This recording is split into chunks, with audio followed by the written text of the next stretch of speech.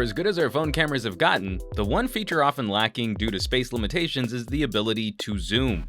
ASUS made that the crown jewel feature of the Zenfone Zoom, utilizing some interesting hardware to provide for an optical zoom lens. But how does it stack up against a very different kind of zoom camera phone? It's time for a showdown. I'm Juan Carlos Bagnell for Pocket Now, and here's our camera zoom battle between the ASUS Zenfone Zoom and the Nokia Lumia 1020. The criteria for this battle? Two phone cameras that focus on zooming, but which don't bolt on telescoping lenses protruding from the rear casing. ASUS achieves this by using periscope-style prisms that slide lens elements internally, and this is why the actual rear-facing lens is off-center on the camera module. Nokia achieved their zoom on the 1020 by utilizing a 2/3 inch sensor with 41 million pixels, allowing users to crop away a lot of information before degradation wrecks the image. Even though the 1020 is several years old, it still stands as a high watermark for what manufacturers can do with software pixel resampling. As the ASUS does not have an option for raw output, we're looking at the highest quality JPEGs each phone can produce. Immediately for the Nokia, we see a clear difference between high-res and low-res output. The high-res capture looks more like what we might imagine a raw capture to look like: lower contrast, lower saturation, and almost no sharpening applied to the image. The ASUS saves a more saturated image, which on first glance looks a bit juicier and is more eye-pleasing, but this style of processing can often run into issues, like with the transition from the green ground to the blue sky.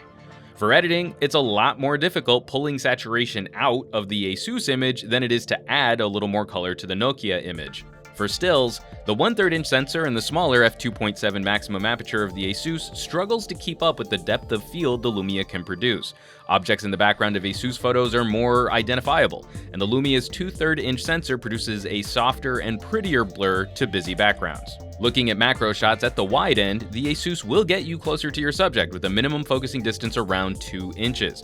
The 1020 will force you to stand a little farther away, around 5 inches from your subject. But here's where we start looking at zooming in. The ASUS has a 3x optical zoom, while the Lumia 1020 shooting stills falls somewhere around a 2.7x digital crop zoom for stills. The trouble with hardware zoom, as lens elements are shifted to change the focal length, that also changes your minimum focusing distance and pushes the ASUS farther away from the subject and closer to around a foot from what you're trying to focus on. You will end up with a closer final image than when shooting fully wide, but it won't provide that super macro look of getting scientifically close up to your subject. The Lumia zooms by cropping the image down to around a 5 megapixel capture, but lens focal length doesn't change. That means your minimum focusing distance stays about the same, and you're able to get significantly closer to your subject, though this will result in a lower resolution image. We see similar performance moving to longer shots and landscapes. When not pushing each camera to its minimum focusing distance, we see a perfectly reasonable 5 megapixel capture from the Lumia, which is bested in terms of reach by the ASUS when we account for resolution. Maybe the fairest comparison might be cropping the ASUS photo down to a 5 megapixel image after zooming in, and here we see a pretty close battle. Moving to video, the Nokia is able to extend its zoom range thanks to the lower resolution of HD video, providing an almost 6x digital zoom. As video normalizes the output to 1920 by 1080, there really aren't any situations where the Zenfone's hardware was able to score a clear victory.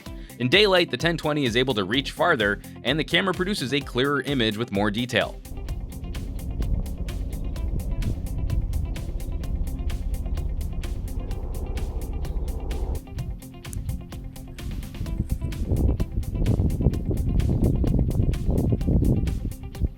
The Lumia also wins for low-light video performance. Both cameras produce some pretty ugly noise, but the Lumia is preserving more detail while also maintaining a faster frame rate. The ASUS falls from 30 frames per second in daylight to 20 frames per second at night, where the 1020 maintains 30 frames per second throughout. So where does that leave us between the ASUS Zenfone Zoom and the Nokia Lumia 1020? It's always fun to go back and pick up a 1020. It was an audacious camera experiment, but having shot on the latest crop of LGs and Samsungs, it's no longer an indomitable camera. The Zenfone Zoom's solution is undeniably techie cool, but it comes with some of the image compromises we used to see in inexpensive point-and-shoot camera zoom lenses. What is a bit disappointing is seeing how the ASUS struggles to compete against a 2.5-year-old dual-core Lumia.